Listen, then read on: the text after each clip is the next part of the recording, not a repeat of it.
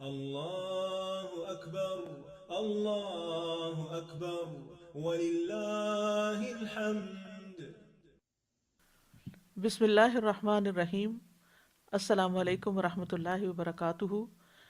ابتدائے آفرینش سے ہی روایت ہے کہ بنی نوع انسان سال بھر میں ایک یا زیادہ دن عمدہ لباس پہن کر کسی ایک جگہ اکٹھے ہو کر اپنی اپنی ثقافت کو مد نظر رکھتے ہوئے تقریبات منعقد کرتے۔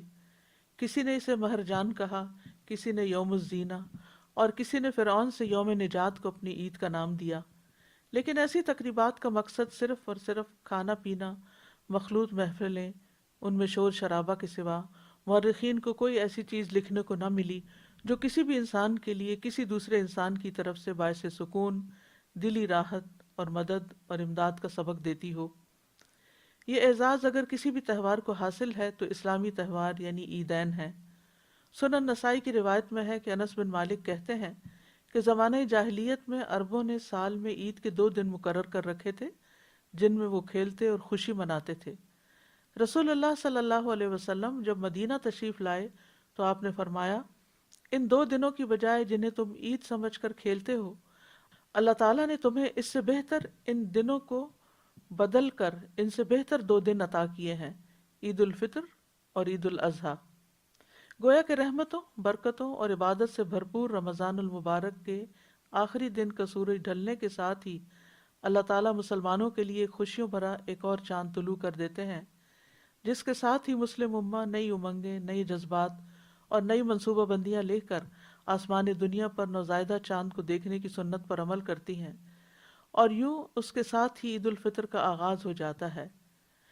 ناظرین کرام، اس مرتبہ عید الفطر گزشتہ عیدوں سے مختلف انداز میں بالکل الگ تقاضوں کے تحت منائی جا رہی ہے، مگر بندہ مومن ہمیشہ اپنے خالق حقیقی کی رضا میں راضی رہتا ہے۔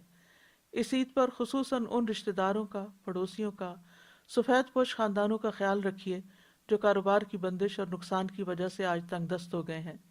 جس قدر ممکن ہو ان کی مدد کیجیے۔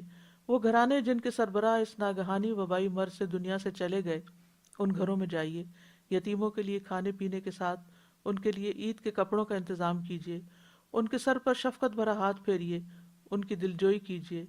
جس حال میں بھی اللہ تعالیٰ رکھے اس میں راضی رہیے اور اسی پر ترغیب دیجیے۔ اپنے خالق و مالک کو راضی کیجیے۔ یہی تو رمضان کے ثمرات ہیں۔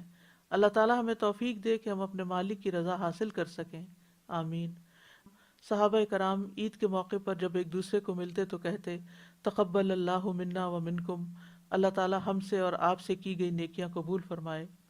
آپ سب کو میری جانب سے عید سعید کی دلی مبارکباد۔ تقبل اللہ منا و منکم۔ تقبل الله منا ومنكم، عيد مبارك علينا وعليكم۔